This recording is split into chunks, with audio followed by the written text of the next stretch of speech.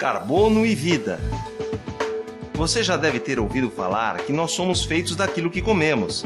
A prova disso é que desde a hora que nascemos até a idade adulta, a nossa massa cresce cerca de 20 vezes, graças ao que comemos e bebemos. Mas e se separássemos todos os elementos da tabela periódica que fazem parte do nosso corpo? Qual seria o resultado? Aproximadamente 61% da nossa massa seria de oxigênio. Em segundo, o carbono com 19%.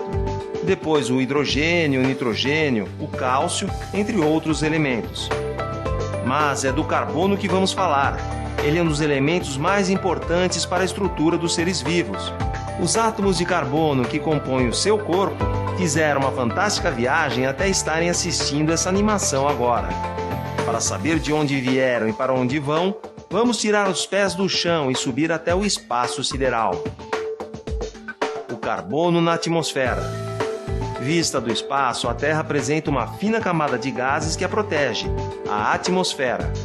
A atmosfera é muito importante, pois filtra a radiação solar que atinge a Terra, deixando somente uma parte dela chegar até a superfície. A luz do Sol que conseguimos enxergar é apenas uma pequena faixa de toda a radiação eletromagnética que é emitida. Essa faixa é conhecida como espectro visível, representado pelas cores que enxergamos. A radiação solar que chega até a superfície da Terra aquece o meio e é reemitida na faixa de radiação infravermelha, conhecida como ondas longas, e que nós sentimos na forma de calor. O interessante é que uma parte dessa radiação é absorvida por alguns gases presentes na atmosfera. Dos principais gases atmosféricos que têm essa característica, 3 possuem o carbono em sua composição. São eles o dióxido de carbono, o metano e os clorofluorcarbonos. Esses gases absorvem parte do calor irradiado pela superfície, evitando que o calor se perca para o espaço e provocando o aumento da temperatura da atmosfera, no fenômeno que conhecemos como efeito estufa. Nos últimos 200 anos, por causa dos processos industriais, queima de combustível fóssil, queimadas e desmatamento, a humanidade jogou na atmosfera uma enorme quantidade de carbono que até então estava armazenada em reservas no subsolo e nos tecidos das plantas.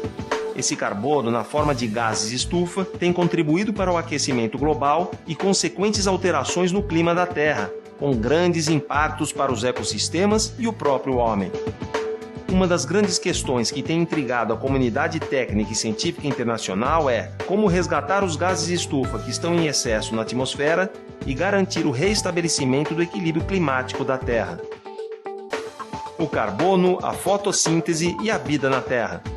A importância do carbono da atmosfera para a vida na Terra não para por aí. Apesar de não conseguirmos enxergar, a todo momento ocorre a troca de carbono entre a atmosfera e as plantas, através da fotossíntese. Esse processo dá início à teia alimentar, que produz material orgânico e supre grande parte da demanda energética do planeta. Durante o dia, as plantas e as algas usam a energia solar por meio da fotossíntese para separar nas moléculas de água o hidrogênio do oxigênio, liberam o oxigênio para a atmosfera e transformam o dióxido de carbono em compostos orgânicos na forma de açúcares. Esses açúcares, somados a elementos que a planta também absorve do solo, se transformam em moléculas complexas que formam o seu corpo, ou seja, a sua biomassa. Durante a noite, as plantas continuam respirando.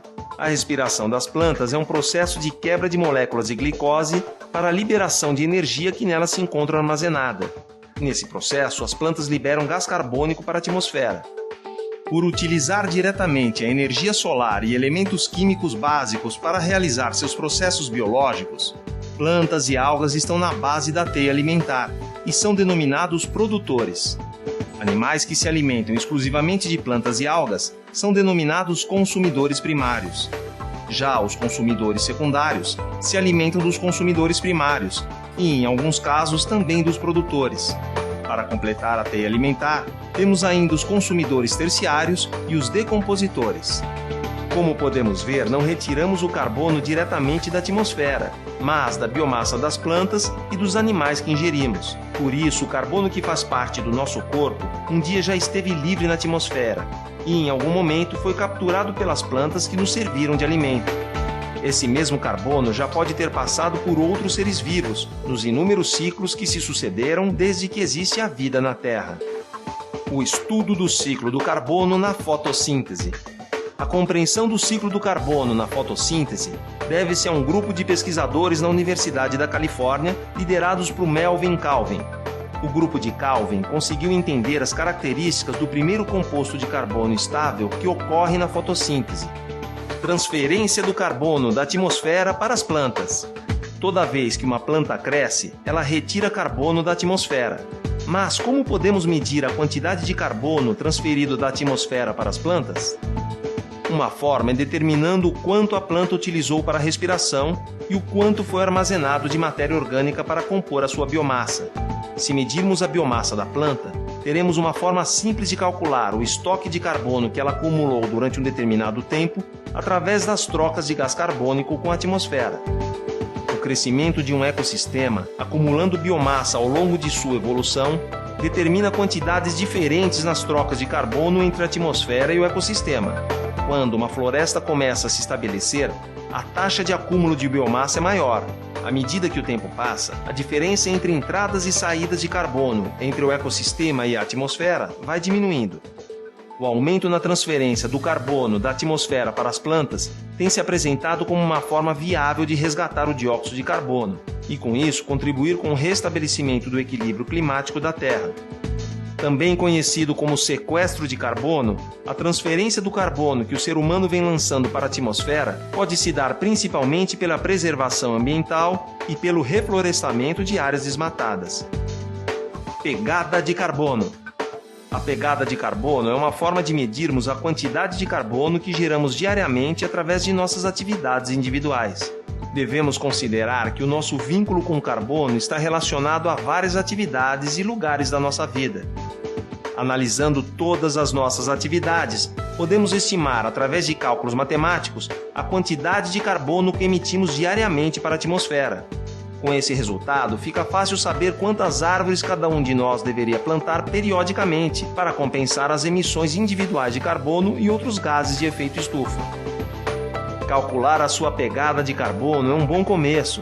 Está na hora de mudar os nossos hábitos diários e diminuir a nossa pegada de carbono com ações simples como essas. Evite andar de carro, dê preferência para a locomoção a pé, de bicicleta ou utilizando transportes públicos.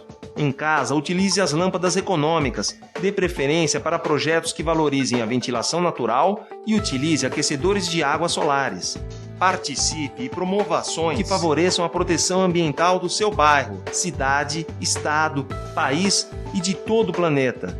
A soma de todas as pequenas ações fará uma grande diferença.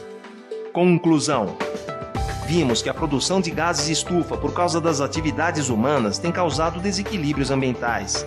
Diariamente, cada um de nós é responsável por uma determinada quantidade de emissão de gás carbônico.